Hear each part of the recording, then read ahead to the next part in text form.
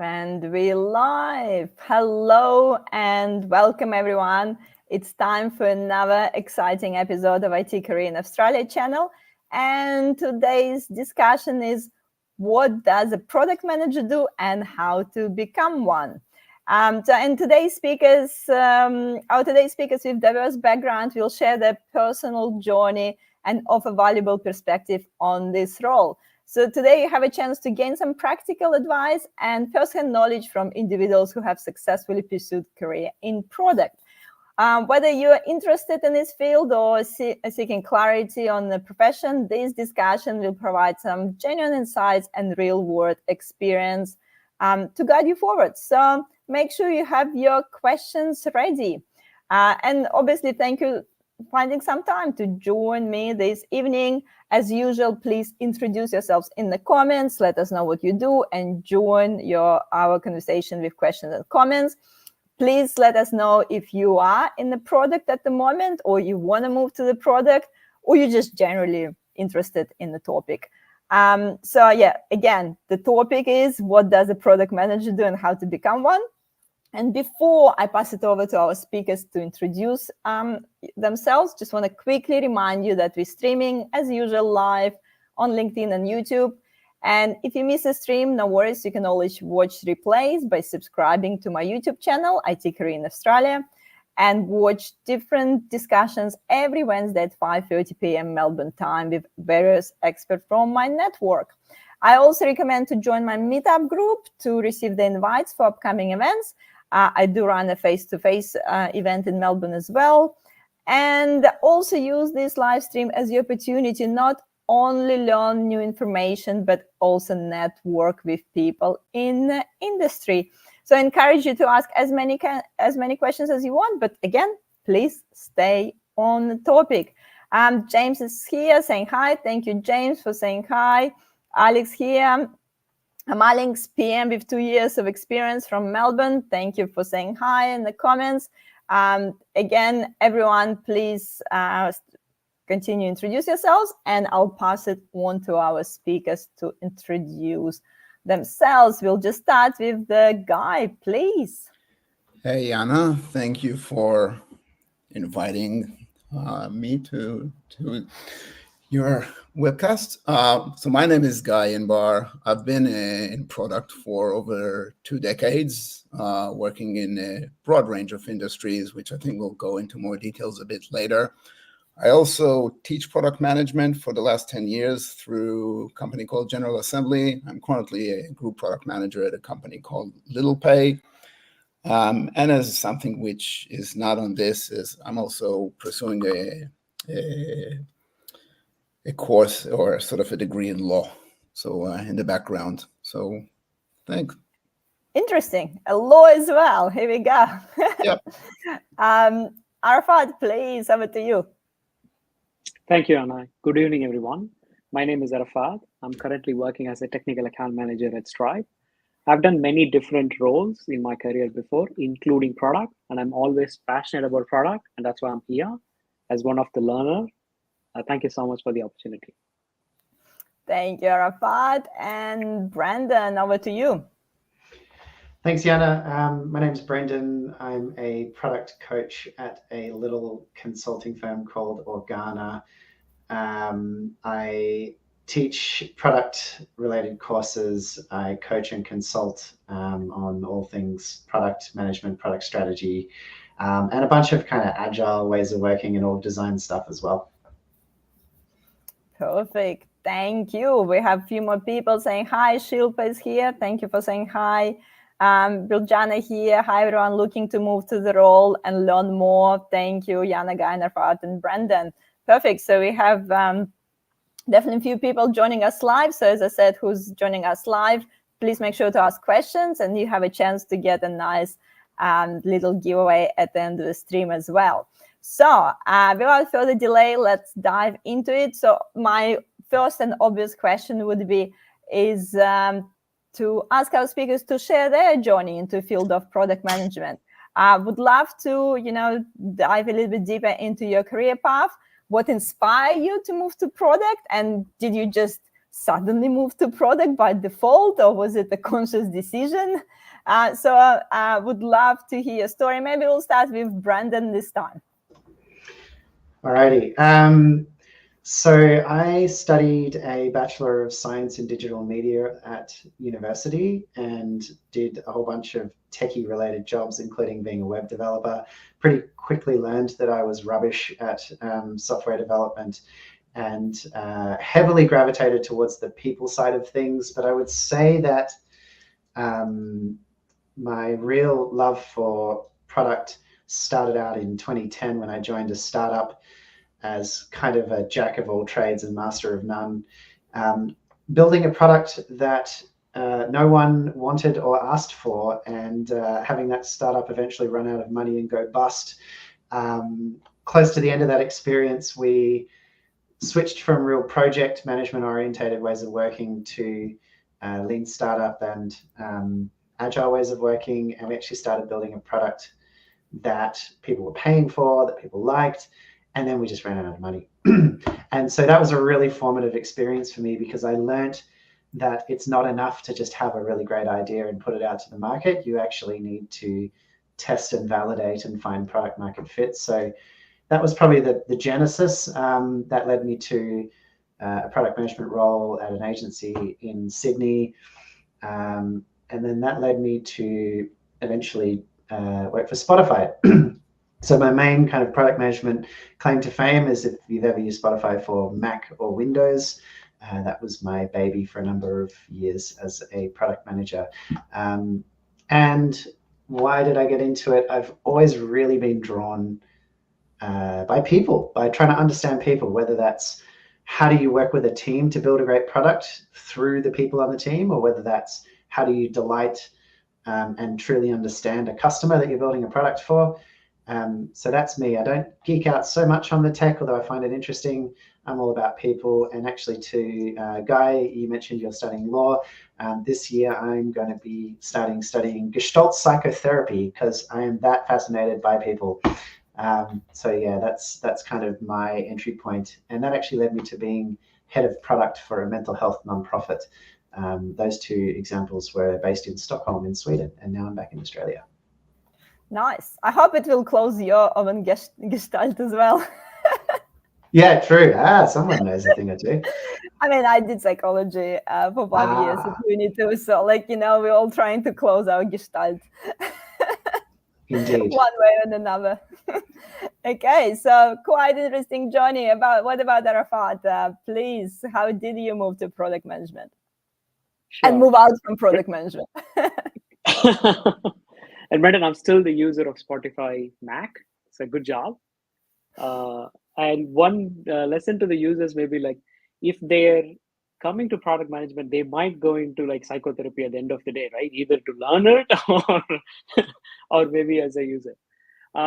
So from my background, I have a computer science background actually. So I started as a developer, then I moved into many different roles from the SDLC lifecycle.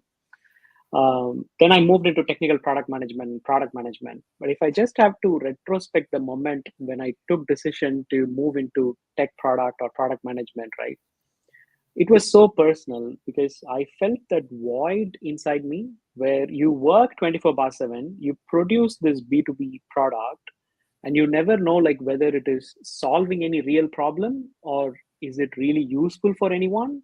The main question that hit me, which really moved me into product, is like, who is taking these decisions, right? Like at the end of the day, as a dev, like you are in the funnel, like late in the funnel in most of the B2B companies, where you just get a spec or somebody just tells you like, oh, go and just build this, right? Build this mobile app, and you just build it, right? And after 6 months and 1 year, you just get request after request, and then you reach a point like, why are we doing it as a company, right?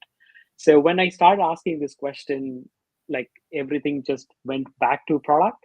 And that's when I learned about this discipline, right? Not project. The first lesson was like, it's not project, it's product, right? Starting from the pronunciation. And then it's a lifelong learning actually. And currently I'm in technical account manager role because I wanted to experience all sort of touch points of product like the output that is given by product, where it is going, what's doing, and all that. So I'm doing an sort of an experiment with my career. So one day I'll come back to product also, Yana, so you never know, but that's about me. Perfect. So looks like, coming from the quite heavy technical background from your side, Arafath, yeah? Yeah. And Guy, what about your journey?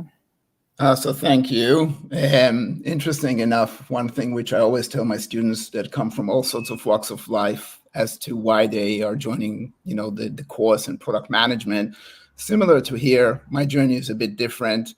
So my undergrad was actually in chemistry. Then I went and I decided that chemistry is not my gig. So I went and got an MBA. During my studies, there was an opportunity to join a mobile carrier, which was part of the Hutchison Group, 3, more Orange, for those that are still familiar with those brands. And the role was not really called product manager, but it was sort of working in content. And through that role, I sort of started to identify an opportunity to work on areas which both my colleagues sort of mentioned there earlier about, problems, customers, what it is that we're trying to solve, and starting to also experience the work with other stakeholders in the business, in particular engineering, developers, but also finance, legal. And that sort of brought me to the place where I sort of am today, where the role is really one that encompasses multiple facets within the organization. The thing that strikes me, and I've was fortunate enough to work in a range of industries in Australia, both within the digital space, physical space. So I headed up product at Australia Post. I was head of product at PEXA. And one thing, and I do apologize on the dog bark in the background, can't control that, was that as a product manager, you get to be a very focal sort of role in the business. You get exposed to a lot of the strategies, a lot of the decision making, and you get an ability to make an impact. And that was the thing which pretty quickly it became at the early stage aware of how you have an ability to influence decisions and outcomes and actually be part of that sort of senior decision making without actually being one of the executives. So whilst I don't always subscribe to the notion of product manager, mini CEO, and all of that, and we might get to that conversation a bit later on, I do think that as a product manager, there is a lot of opportunity to shape outcomes and directions and strategies for the organization that you work for. And 100% with what Arafath and Brendan mentioned around also seeing things, shipping value as an outcome, which is awesome when you actually get to see your products out there in the wild. And Brendan, I'm also an avid user of your product, so thank you. Perfect. So we have quite a different journeys here. I also just want to quickly say quite a few people joining us, so would like to acknowledge people who are watching us live. Tiku here, I'm a senior ML consultant, really obsessed with technical product management. I've previously done a contract gig as VP of TPM. Vikram is here, thank you. Chad is here, ML engineer, would love to know how I can apply product management for AL ML data solution. Shilpa, QA joined to know about product management roles. So there's quite a few questions coming up there. So, but before I'll jump into questions in the comments, just want to ask you, obviously the product manager role could be so broad and you all describe all these different elements, but can you try to describe what a typical day or week looks like for a product manager? Like if you try hard, like, can you describe like what you actually do day to day? Maybe we'll start with Arafath this time. Sure. In one word, firefighting. It depends on what sort of organization that you work for and everything, right? So I would say there'll be 2 types of experience which I had in my own career. One type of experience where you're not really working for a product company, but you're fooling yourself you're a product manager, right? Where you try to do things which is you're just running project as product. And in those organizations, all you will be doing is like just going to Jira, doing some basic user stories, going to all these ceremonies. That's it. Your week is gone only with these meetings and everything, right? That is, I would say, 99%, or the other experts can correct, because it's really hard to be a real good product company, right? In a real good product company, what I have seen that's happening is like a constant experimentation and a truth seeking scenario will be there, right? So which means the entire week you will be into meetings, you'll be into experiments, you'll be talking to your users and customers, actually, right? Trying to understand them. You'll be looking at the data, so it depends on like what level you're coming in as well. So what I'm talking about is to mid to senior level, actually, right? Where the strategy and all these discussions are happening, you're just giving input to that, right? And also you're taking care of all the day-to-day activities in here, actually. So it depends like company to company, but where it all comes back to is like it'll be coming back to the users, the problems that you're solving, what are we solving immediately, and how is it going. That's it. So anything related to that. It's my own experience, actually. Yeah. There you go. Guy, what about you? So is there any typical way or day in the product management role? Don't forget, unmute yourself. Thank you. Sorry. Yeah, so great question. I mean, for me, I have a bunch of product managers that oversee products within their portfolio. And for me, it's really about managing their activities and the strategy associated with that. But I'll say that typically, I'll actually take, with your permission, a bit of a step back in terms of that sort of trajectory into product management. And what I see is that there's a bit of a variation between doers and thinkers. And what happens a lot of times at the beginning of your journey, you're more of a doer, and slowly hopefully you start to become a thinker, and you actually start to apply those methodologies into your doing. And through that, you grow and you become more of what you'll call sort of a master of that domain. And I know that there was a question there earlier about domain knowledgement, etc. So as a typical aspect of that, what you really need to do is to get to understand then, where you work, the environment, the product, the market, understand customers. So all of that domain knowledge is something that can get acquired. Okay, a lot of the roles that I've started, I had zero knowledge about the domain. I had good expertise in the product management space, but less so in the domain space. So I think what really matters from that sort of day-to-day operation that you're asking is really being curious and not being too shy to make bets and to make decisions, even if you don't have all the information. A lot of times I can see that PMs are really, or even, to Arafath's sort of comment there around product companies, where they're trying to achieve best fit rather than sort of that market fit. And what that means is that when you actually ship something, it's usually too late. And therefore, you're missing an opportunity to, drive that value that you're looking for. So at the end of the day, whilst there are many things that you can do, the most important asset for a PM is to actually know how to prioritize things. At the end of the day, that's what you need to do. And you use all of the segments around you to be able to achieve that outcome. So that's my experience.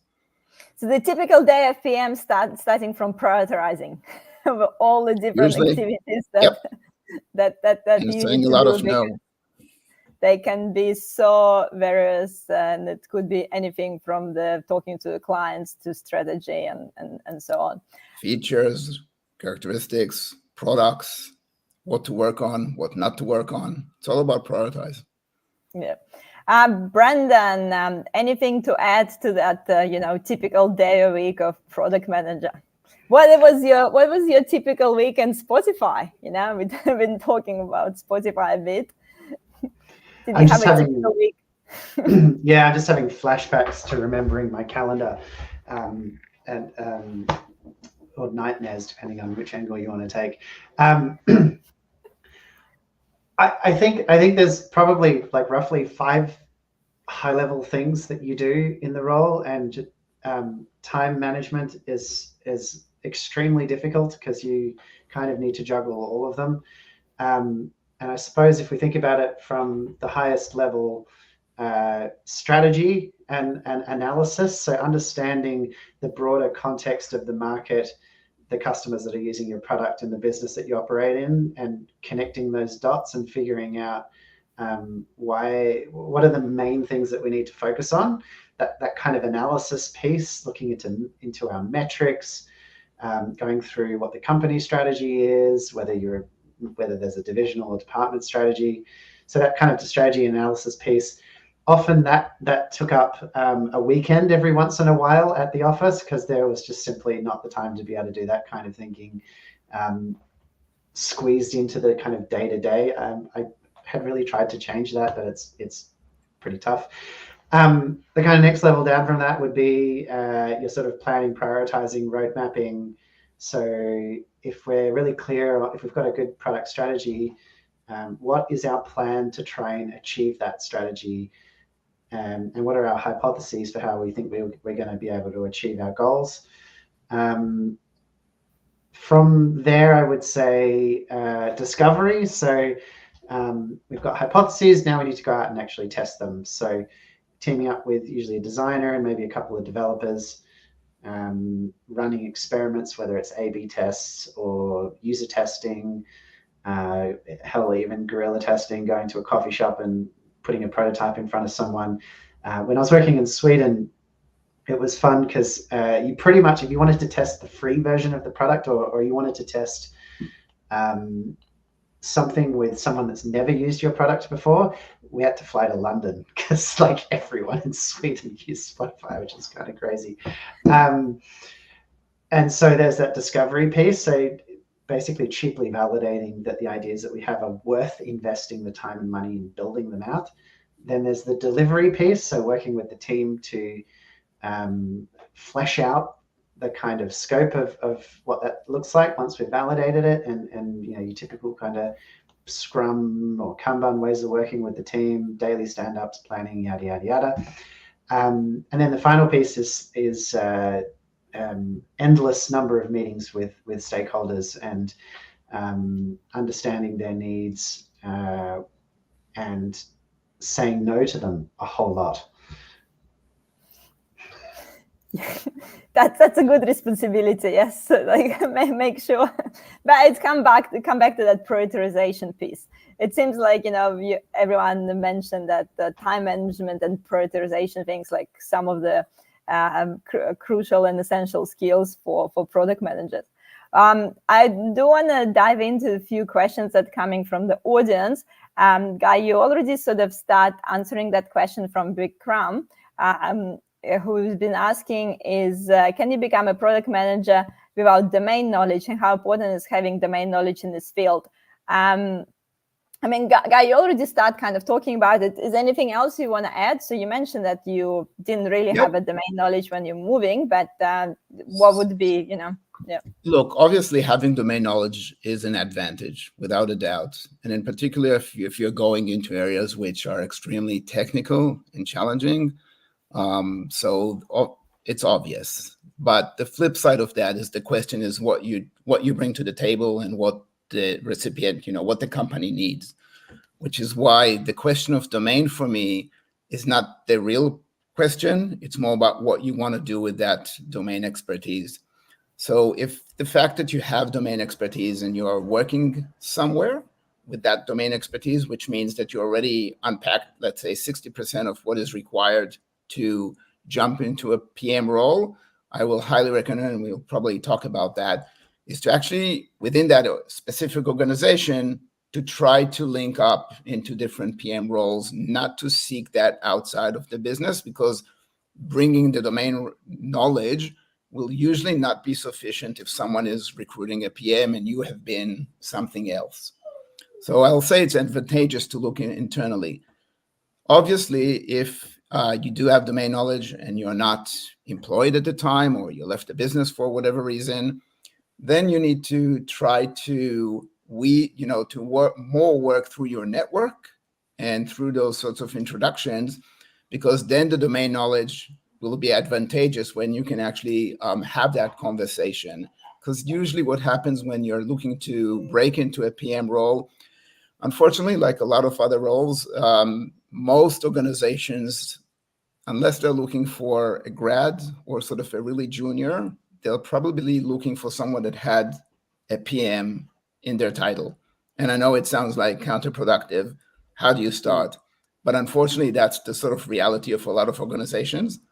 And therefore, you always need to find a way to use what you have for your advantage, understand what the gap is, and then work on a strategy of how to address that in your next sort of role. So hopefully that gave a bit of insight into that. I can add 30 seconds my personal experience here, Anna. When I had a deep domain expertise and when I worked as a PM in that domain, then I read through all these frameworks and whatever Brendan was explaining and all this sort of stuff, right? Then for a brief period, I was working on a domain where I had no clue and I have to bring my PM skills in there. That's when I realized my curiosity really opened up and I started asking some basic questions actually. So you have to be really careful when you say you're a domain expert and moving into PM. You should not have all your like assumptions and bringing in there, which means you cannot ask some fundamental questions. You can't be really curious in there actually. You need to really watch out is what I would say. Yeah, so it's how we define the domain expert. Yeah, so there's so many things you can learn in each area. Brendan, what about you? How much did you know about music industry when you start working with Spotify? I don't know. Yeah, it's a good point. So prior to being the PM for desktop, I was the PM for the desktop infrastructure layer, which was back in the day when there were feature teams from across the company that were working on the desktop product. And my job was to keep the developers happy that were working on desktop and make them as productive and solve issues with test infrastructure and all that sort of stuff. So it was kind of a technical role. So it helped, I suppose, that I had a whole bunch of understanding of the product already, going into then taking over the whole thing and bringing in those feature developers into one big team. So that I would argue that probably got my foot in the door into that role, and I might not have gotten that role had I already been in that situation. So to, I think, Guy's point, it can be really helpful to get your foot in the door, but it can also be quite dangerous in a sense if you haven't learned some of the PM skills and attributes around particularly humility and knowing that, like, just because you understand, this is really common in infrastructure teams, by the way, like, you know, oh, I'm a developer, therefore I know what developers want and need, is so dangerous. I saw that time and time again when coaching infra teams at Spotify, like in data infra and that sort of thing. So you kind of have to teach those people to understand their assumptions. And just because they have a whole bunch of domain expertise in an area doesn't mean that that is going to easily apply to a product for other people that are in that industry or area. And that's probably arguably where most products fail, is someone has a large domain knowledge and they just assume, well, we just need to productize my knowledge. That almost always fails, unfortunately. And that's kind of... sorry. Sorry. Go, Yana. Yeah. It kind of sort of brought me to the next question that we already touched on. What are some common mistakes that like aspiring product managers should avoid? So I guess we already started. Is this a 5 hours webinar or?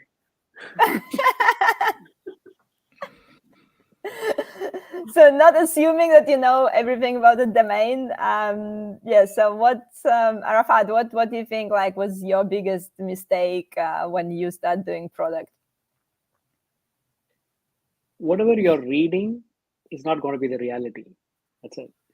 So the shock you'll have for the first 3 to 6 months will be enormous actually, because your people who are, I can see in the comments actually, right? So people are coming from my sort of background where they're in tech, they're a QA, they're a BA, and they're like, oh, I want to move into product.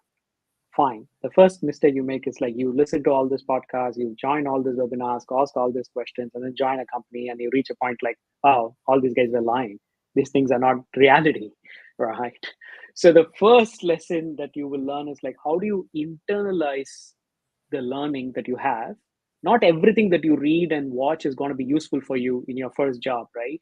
You need to internalize and be aware of the company and the leaders that you work with. You need to first understand that, right? You're not an individual contributor anymore. Like you might be a star developer or a star QA. You like, oh, let me just walk in as a product manager and then like be a star PM, right? Without understanding any of these things, like good luck, mate. I haven't seen anybody like being successful with that actually, right? So I can go on and on and on, but this will be the very first mistake. If somebody is moving into product management, they need to internalize, understand the environment, and then apply, and then lower their expectation actually. That's where I would start. Guy, what about you? What do you think is most common mistakes aspiring product managers do? The biggest mistake is having a puppy who is now during the live stream. Yes, the biggest mistake. And I did give my colleagues a heads up about that. And obviously, when I have to talk, he goes on dessert. So look, for me, the biggest challenge that you have as a new PM is, or the biggest mistake that you can make. It's yes, everything that's been said about feeling that you know everything and that you're sort of, maybe feeling that you can be a jack of all trade. I think the biggest thing and something that Brendan mentioned earlier and really resonates with me, and you sort of try even to teach your children all of that, it's about humility and about actually acknowledging that there's a lot you don't know. There's probably more questions that you want to ask that I'm asking today than I've asked, 10 and 20 years ago. And that's the interesting thing, that when you are going into a role, and it doesn't only have to be product, I've just experienced in that space, is that you're not taking that sort of time to actually learn and understand, different organizations operate differently. The term even product manager can be very different in different companies and different verticals. So we need to be aware of that. And I totally agree with Arafath that, listening to us and our experiences, someone may go into a role and have something totally different and go to say, what were they talking about? So really, being ready for a journey rather than marathon is probably the biggest comment, sort of the biggest advice that I can give. Being patient, having that humility and being ready for a journey. Perfect. Then Brendan, is anything to add, or you kind of already talk about the example, but anything else to add? Yeah, I suppose building on what Guy was saying, that piece around humility, your ability to influence people is hugely important. So it's not your job to just decide on what gets built. It's also to communicate it effectively and create buy-in both from your team and from stakeholders around you. Otherwise, you're not going to last very long. So, and I think we could probably all say in some cases we've learned that one the hard way. So I would say, not assuming that it's just your job to make those decisions and all will be fine in the universe. Like you actually really have to rationalize why. If you do no other thing, it's to get very good at explaining why for absolutely bloody everything. And the other thing I would say is being, if you are a people pleaser that likes to make everyone happy, you need to work on saying no to, because famous Steve Jobs quote, for every 1,000 no's, we have one yes. And arguably that has been a huge part of what's made Apple such a successful product company, is all the things they don't build. So being able to say no in a nice way, not in a go jump off a building kind of way. I would say that's a common pitfall, is not learning how to say no. Perfect. So, And Jana, just to add another element there on what Brendan was saying, one thing which we need to recognize is that the role of a PM at the end of the day is to drive commitment, not agreement. So we need to drive outcomes, and not everybody has to be on the same page. Not everybody, we're not buddies all the time. So really that sort of ability to influence stakeholders and to work with them to get to that place where they have commitment to deliver and to get into an outcome successfully, that's probably the magic whatever sauce it's called in getting that working. Sorry, I want to add one more thing, and it's hugely topical to me right now. And it is the pitfall that so many get into. It's not having a product strategy.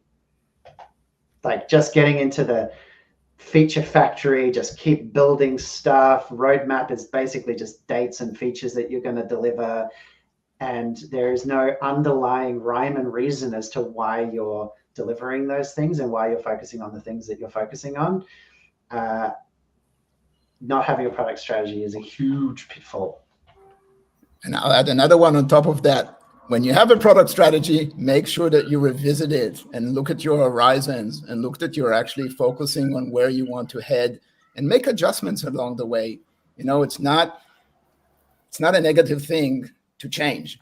It's a negative thing to make a decision on something that's not relevant anymore. So definitely 100% there, Brendan. Yeah, and strategy is not a roadmap. Yeah, and I'll finish. Exactly, I was about to say that. And people who are listening to this might think like, oh, this is common sense. Every company should have it. Okay, welcome to the real product world. But it is, kind of probably related to a lot of roles out there as well. That ability sometimes just do the step back and have a look like what's going on, because you're getting into this rat race. And as Brendan mentioned, just doing like feature after feature and just forget about like where you're going in general. And I think especially, I feel like after COVID, we all been like speed up like 3 times and everyone just like running like nonstop. I think we're getting like quicker and quicker every time. So sometimes that stuff is take a step back and look at overall strategy. And something, as you said, sounds like a common sense, but why we all not doing it all the time? We have so many comments coming in, guys. Let's just try to go through some questions from the audience. Quick question from Vikram. One book recommendation for product management. Brandon, do you have one? I mean, the classic kind of, if you're completely new to it, Marty Kagan inspired is kind of the go-to first book if you were to pick anything up and you're really totally new to product management. Highly recommend that one. Oh, here you go. Guy have some show and tell. Well, oddly enough, it's actually a book not about product. Oh, here you go. Yeah, I'm much more down to earth than you, mate. It's called The Rider, and it's about in the 70s, a guy that is a professional bike rider.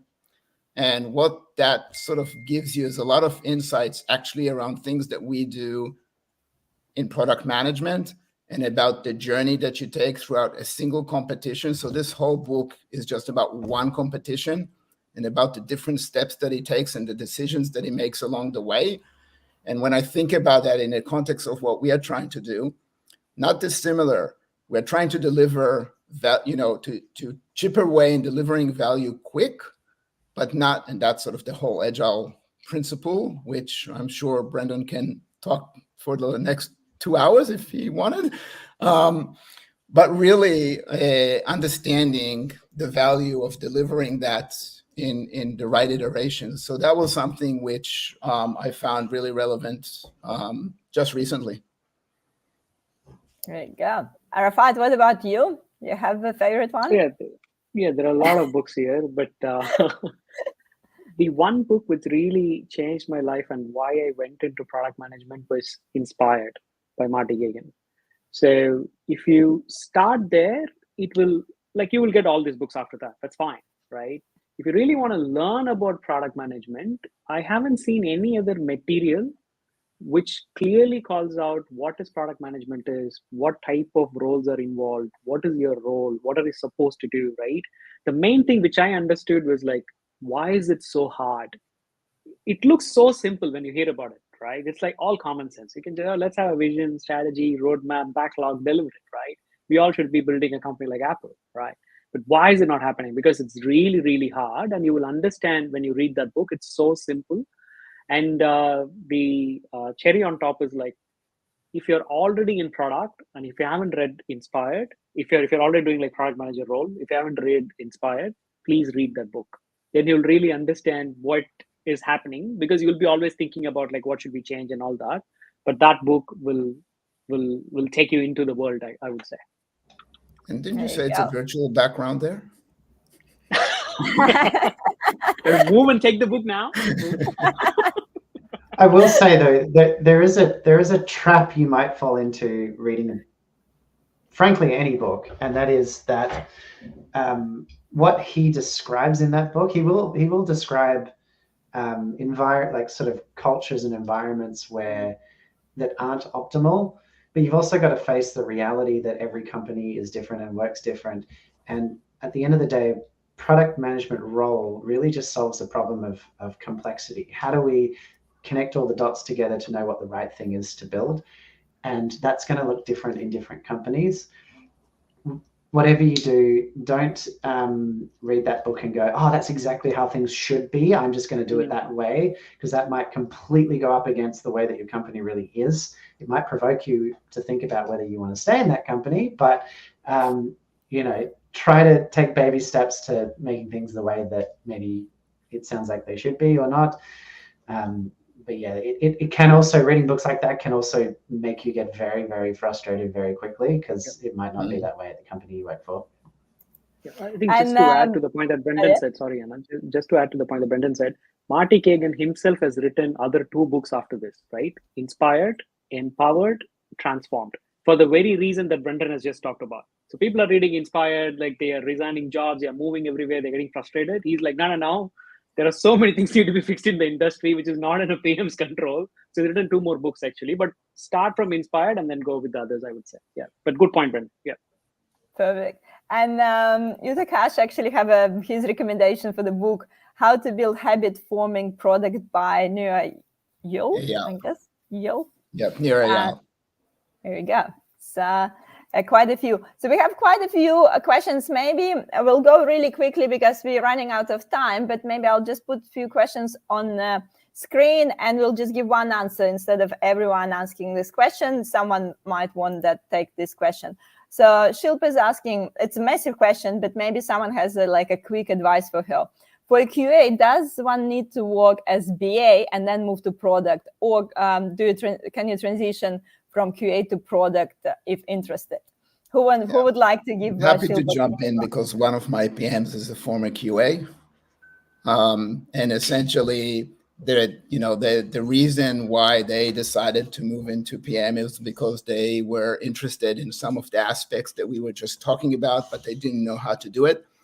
But if you think about what I've mentioned earlier about the shift doing in the organization that you're working in, they had already knowledge about the product, because obviously as a QA, they were exposed to a lot of the things, a lot of the thought that the business was going through at the time around the product. So they had that sort of semi-domain advantage that we've talked about in the earlier part. And then basically the whole purpose, so as they move in, is to start to coach and mentor them around the transition. And one of the biggest challenges that I have to date is about getting them out of the detail and thinking a bit more strategically. So that's a bit of the journey still that is taking place, but definitely it's something which is feasible. And if you have a willing business, I don't see any reason why, if this is something you're keen about, that you would not be able to explore. There you go. Just running through some questions. Anyone has a quick answer to this? Alex asking, any framework you would recommend for feature prioritization beside RISE? Brendan. Yeah, Brendan. Brendan. He's the coach. He's the coach. But I'm a fan of ice, less so of rice, but definitely of ice, particularly given that it's got the confidence factor in it.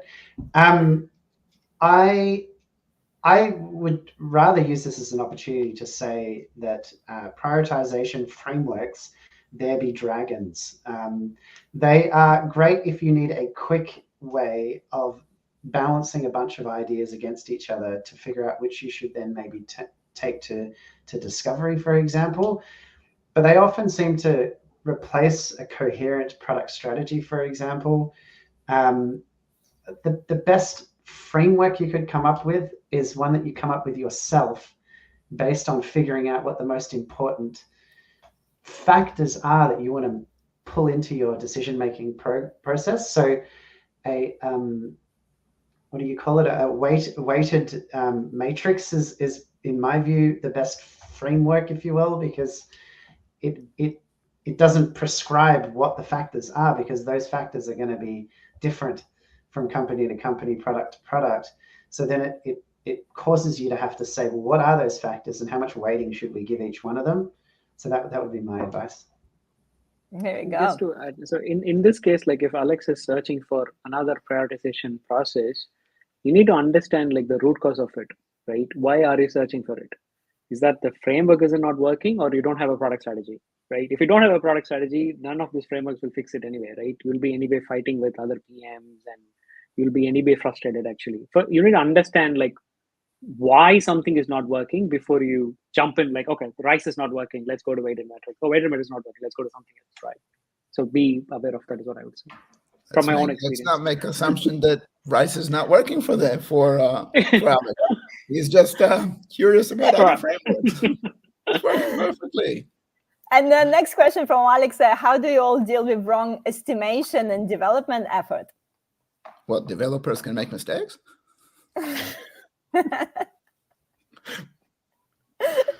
Anyone have a quick answer to that? Or we'll take it offline? Look, in short, I would say that like anything else, people get things wrong. We get things wrong. We make wrong assumptions around problems. Developers and engineers make wrong assumptions about estimations. What I will say is that if you have an organization where there's a mature approach towards things, then those mistakes eventually will start to disappear. And when I mean disappear is that you become more proficient and more understanding of the product, the problem, the environment. A lot of times a younger sort of development team it will be much harder for them to get estimation right. But as you have more mature and senior developers, then you start to get a better cadence around it. We don't always get it right. A lot of times we go through quarterly cycles. You don't get everything delivered, despite the fact that you have done your planning as you should. So it's not uncommon to see that take place. Yeah, I'm sure it's like could be another like live stream on this on this topic. Yeah. I really want to bring up this question from Utakash. How do you assess your alignment with the value of the product before accepting the product management role? So is this an ethical question? Yeah, I'm serious. No, I'm serious. Is that like asking, would you be willing to work for a company that deals with bets or deals with there was just gambling? one. I don't know, the most popular. Gambling, cigarettes. I don't know. So if Atrika, if you could explain the question a bit more, that would have been useful, I think, for all of us. I think maybe the question is, how do you know when you're applying maybe for another product management role? Let's say not the ethical questions, but let's say, you want to move roles, you're looking at the product management roles. There's a few out there. How would you know that it's, the role for you, that it's aligned with you? So is it there, any magic way? The best way is to jump on LinkedIn if you don't know anyone in that business and just get to understand the business. See if you know someone from your network, have a chat. that's the best way to get a bit of insight about the ways of working, some of the culture, some of what they're looking for. Those are the things that I think would be advantageous. Otherwise, it's a bit difficult unless you're working for Spotify, and then at least you know what you're getting into. Well, I still came in with a healthy sense. I was making it cynical. So. Yeah. With a healthy sense of cynicism, because there was so much positivity online about it that I was like, I wonder how much of this is actually true. But interview them as you go through the interview process. Don't just let them interview you. Interview them. Find out. One question I like to ask is, what do you like the most about your job working there? What do you like the least? What bothers you the most about working at that company? And figure out where are your boundaries. What will you accept? What will you not accept? But if it's about ethics, there's no other way other than to say, do I really want to be a part of the impact that this has on the world? And for me, I couldn't work for a gambling company or a cigarette manufacturer or something like that, because I think, are they doing more good than harm or harm than good? Yeah, so Yudakash just has a bit of comments there. So is the product we are working for really solve the problem, or is the product a road to nowhere? I guess $1 million question. Oh, no, until you join. I think what I would add to this is, like, you need to, as Brendan said, you need to interview them. Just understand how the company is working, right? Are they doing discovery and delivery and all the sort of stuff? Is there any experiments going on? What was the last thing they said no to, actually, right? So with these sort of questions, you'll try to understand, like, how the culture is, what they're trying to do, right?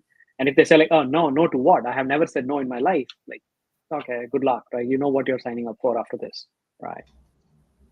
Yeah, what was the last valuable thing you shipped and why? Yeah. Yep.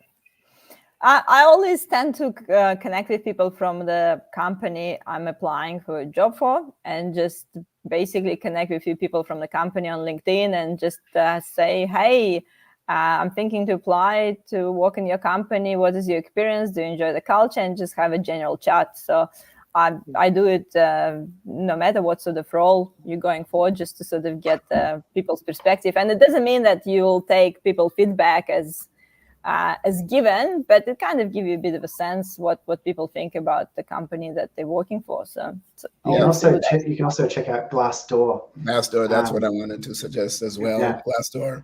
And at least if you do know someone, usually it will be less unbiased compared to maybe in an interview, they want to sell you the dream. So maybe there's a risk there. I don't know. Yeah.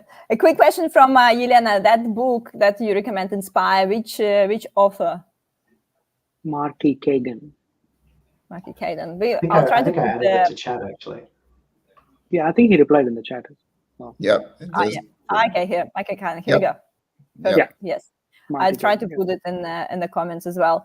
Guys, so we're running out of time. So I think my final question to you would be, I guess we talk about quite a few things, just some essential skills and key responsibilities, and try to talk about, some common mistakes. But what would be your final piece of advice, maybe something we haven't had a chance to mention, that you would like to leave with our audience, particularly those who aspire to pursue career in the product management? So what would be, your top advice? Where would you start if you want to move to product management? And Arafath, do you want to start? Yep, sure. If you're thinking about moving into product management, one real thing which I would ask you to think about is, be clear about why, actually. That's it. It's understand why do you want to do it. Do you really care about users? Do you really want to solve problems? Do you really want to work on things which are not in your control, right? Do you really want to work with people? Ask all these fundamental questions and see whether you would enjoy. Then you just start the journey after that, right? As Guy said, it's not going to end, actually. It's a marathon. It just goes after that, right? So just be clear on the why, and make sure it is fit for you, and everything else will fall in place after that. That's the only. And it will definitely help on the interview too, if you know your why. Correct. It definitely helps when you can articulate it. Again, it might sound like very simple and common sense, but we have been there, done it. So just understand the why, and everything else will fall in place after that. Yeah. Guy, what about you? What would be your top advice there? Love the why question, definitely. And I think what you can supplement that, something that a lot of PMs would do in their careers anyway, is to run a bit of a SWOT analysis on yourself. Again, a bit of self-reflection when you're talking about the strength, the weakness, your opportunity. And really that gives you a bit of a view as where, how do you want to, at the end of the day, we're selling. Okay, well, I'm trying to sell myself into a new role. So if I have a good view and a good grasp of where my strengths are and what the opportunity is, etc., then I can sort of shape the conversation in that line. The other thing I will say is that if you want to pursue such a role, and either the opportunity is within the business or outside the business, definitely education is good. It also shows a bit of commitment. And, I've mentioned earlier about General Assembly, definitely a good pathway. Joining one of those programs where the school actually has a bit of a brand reputation is pretty good. It also then opens a bit of network. So over the years, I've seen a lot of my students transition, and sometimes it took, I've been there for 10 years. It took, people 2-3 years to get to the point where they actually had an opportunity to become a PM. So those sorts of things help, and really, really having the patience until it happened, not being frustrated from a lot of no's until the yes comes along. Yeah, definitely. And Brandon, something to add from you? I love this question because my usual response is, are you sure you want to be a product manager? Well, Seriously, that's about go. why. Yeah, go. It's a question to the audience, guys, whoever is still with us. Are you sure you want to move to product management? But please give us 1 to 10. No, 1 is the lowest, 10 is the highest.